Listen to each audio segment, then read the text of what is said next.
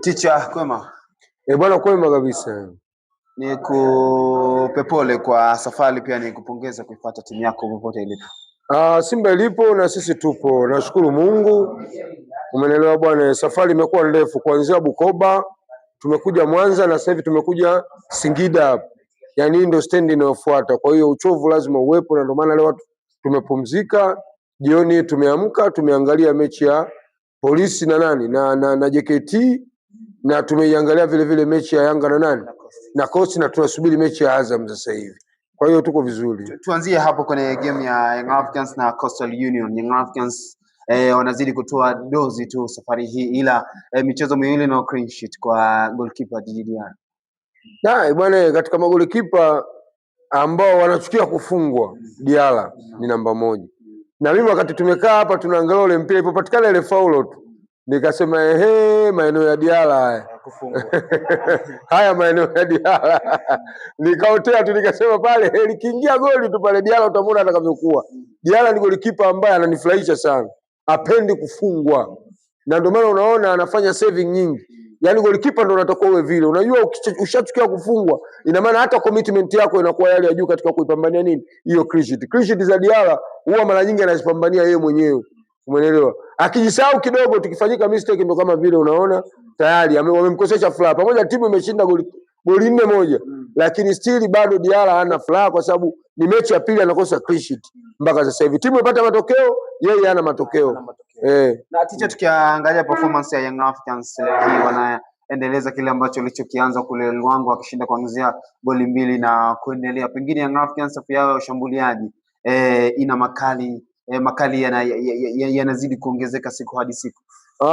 Unajua huu mpira jinsi unaozoea ligi inavyozidi kuendelea mbele, na wachezaji nao wanazidi kufunguka, kwa sababu wachezaji pre-season ya mwaka huu imekuwa ni pre-season ya ajabu. Kwa hiyo timu unaweza ukaiona kwa katika hali hii, lakini baadaye inakuwa si, umeelewa? Timu zinazidi kufanya na kubadilika, kwa sababu timu nyingi zilivyoanza ligi hapo, zilikuwa ni timu za Instagram, timu za mitandaoni, kelele nyingi. Sasa hivi ndio tunaziona timu ambazo, kwa mfano kama timu yetu ya Simba, timu ya Simba kwenye Instagram Simba mbovu, lakini ukija sasa hivi kwenye uhalisia Simba inaonekana ubora wake uko vipi. Yanga kwenye Instagram ilikuwa ni bora zaidi, lakini sasa hivi ndio inaanza kuimprove na sio bora.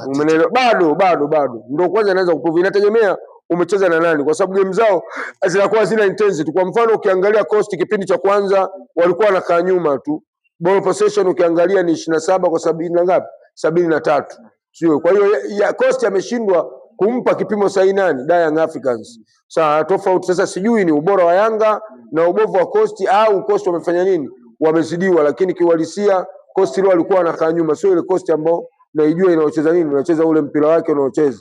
Na hata hivyo Coast nao timu yao inakuwa wanaichuja sana kila mwaka, yani hawaiachi katulia.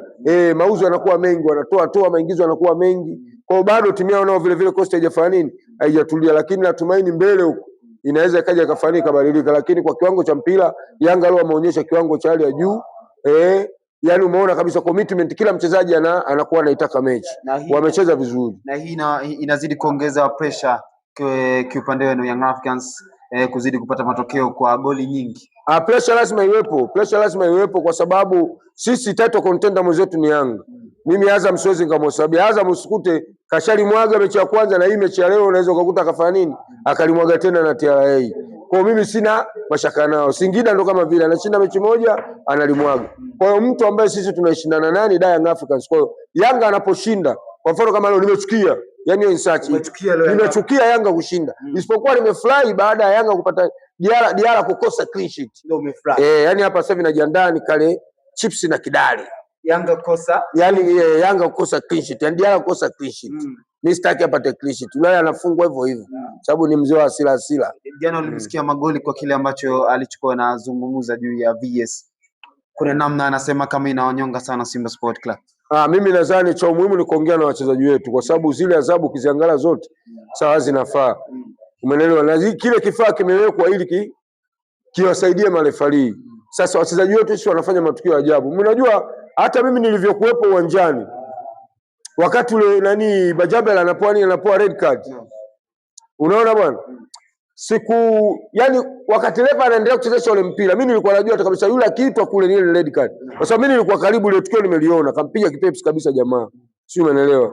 Kwa kikubwa inatakiwa viongozi wetu hawa wasiwatetee sana wachezaji, wanatakiwa waongee na hao wachezaji, waondokane na yale mazoea ambayo waliyazoea kwamba Simba ni timu kubwa au Yanga ni timu kubwa, basi marefali watakuwa wanawapa great favor wao, umeelewa? Sasa hivi vidude vimekuja kuziokoa hizi timu ndogo, na ndio maana jana umeona sawa, Pamba Jiji jana wamenufaika insacho, wamepata red card kwa upande wa Simba na wamepata nini, wamepata penalty vile vile.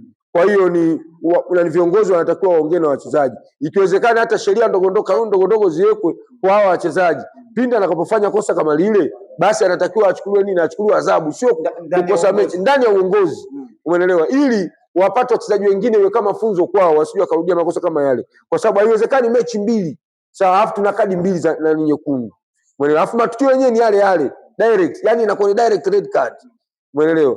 Alafu tukio bora lingekuwa tukio la timu, kwamba unasema hii kadi ni ya timu, sawa, lakini kadi ya kujitakia sehemu ambayo haina madhara. Kwa mfano kama Duchu ilikuwa ina madhara, hata kama angeuacha ule mpira ulikuwa na madhara gani? Kuna kadi ile mtu unaona kabisa huyu anapata kadi, unajua hii kadi ya nini? Kadi ya timu. Ukiangalia Bajabel jana, ingawa mimi Bajabel nimemfuatilia, ni mchezaji ambaye hana mazoea kufanya vitu vya ajabu, hana hizo tabia, umeelewa? Lakini kwa jana sijui kimemkuta kitu gani, na ndio maana tunawaambia hata uongozi waongee na wachezaji, na at the same time hao wachezaji wanatakiwa vile vile walindwe, wasaidiwe. Kuna mambo ni mengi, kama ikishindikana visomo, basi hata maombi. Visomo vinaingiaje hapo? Vinaingia. Kuna kitu kinaitwa shakizi Wasambaa. Sasa mimi nimekaa sana Usambaa, kuna kitu kinaitwa shakizi. Unaweza ukashakizwa kitu, ukajiua, ukajinyonga, ukanywa sumu, ukajichoma na kisu, ukafanya tukio la ajabu. Hivyo vitu vipo. Ndio sawa sana hawa wachezaji. Vitu kama hivyo vinawakuta, kwa sababu mpira sasa hivi umekuwa kama uadui, watu wanaharibiana wachezaji. Na Mticha, tuangazie hili mchezo unaofuata dhidi ya Singida mkosa kiungo fundi, pengine inaenda kuongeza ugumu sasa kwenye eneo la kati la Simba Sport Club kumkosa. Bado viungo tuna wengi. Kagoma Momodoma juzi hajacheza, lakini umeelewa, yuko bench lakini yuko vizuri. Vile vile yupo Kevin Nation, ana uwezo wa kucheza. Viungo bado tuna wengi. Ndio Maema yuko vizuri, Chama anaweza kaudi namba 8, Mpanzo akaudi namba 10, tukamtumia Ino Loemba vile vile pale kama force namba 9 au akaja kucheza kama namba 8. Bado Dumbia kwa mechi hii akishokutwa anisubiri. Mimi nilishasema Dumbia aje kuniprove wrong mimi. Mimi nilishamkataa. Yaani mimi na misimamo tangu anaingia yule mtu, mimi nimemwangalia nilishamkataa.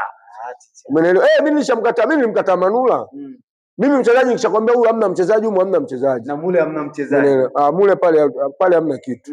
Pale hamna kitu. Tusifiche. Na sisi mashabiki ndio tunaosababisha mwalimu yule amchezeshe. Yule tuwe na kauli moja, huyu hamna kitu. Alotuletea Dumbia ana dhambi. Aliowaletea Dumbia ana dhambi. Umeelewa? Hamna mchezaji bwana, mimi serious kabisa. Yaani yule pale ndo akina Mwangosi hao. Ni bora angesalia Mwangosi. Umeelewa? Bora afadhali akabaki huyo Mwangosi tuangaike naye. Mshahara wa kawaida, mshahara mdogo, lakini kwa Dumbia mimi hapa binafsi yangu mimi.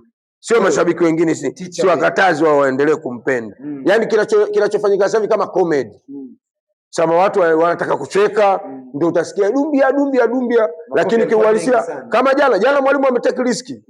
Jana ametake risk. Haiwezekani wachezaji wako 9, tuna upungufu wa mchezaji mmoja, alafu unamuingiza Dumbia ambaye tayari tena unaenda kupunguza mchezaji mwingine. Ile timu itakuwa ibaki vile vile na viungo tu. Kafanya mistake kubwa sana jana mwalimu. Pamba yenyewe tu, kwa sababu ndio hivyo nao Pamba timu yao haiko vizuri, tofauti ya timu ya mwaka jana, wale kina Mashinde, kina nani, kina Teglis. Lakini kama ingelikuwa Pamba ya mwaka jana ile tushapoa red card, mimi nakwambia ingekuwa shughuli nyingine. Kwa hiyo mwalimu ametake risk jana kumtoa Mpanzo afu kumuingiza nini? Dumbia labda baadaye huko timu ishashinda, ishafanya nini, goli 4-5 aingie aanze kupata experience. Lakini sio kama mchezaji mbaya, ila kwa timu ya Simba kwa sasa tulipofika na mahitaji tuliokuwa nayo, tushakosa kombe misimu 5 mfululizo. Klabu bingwa tumeshindwa kuingia nini? Robo finali msimu wa mwaka jana. Hatukustahili kuwa na mchezaji kama Dumbia. Mimi nakuwa ni mkweli kabisa. Akifunga ni prove wrong, lakini mimi ndio msimamo wangu uko hivyo. Dumbia kwangu mimi kwa level ya Simba tulofikia sasa bado tumepigwa. Ticha, mimi nisikuchoshe sana, nikushukuru. Asante sana.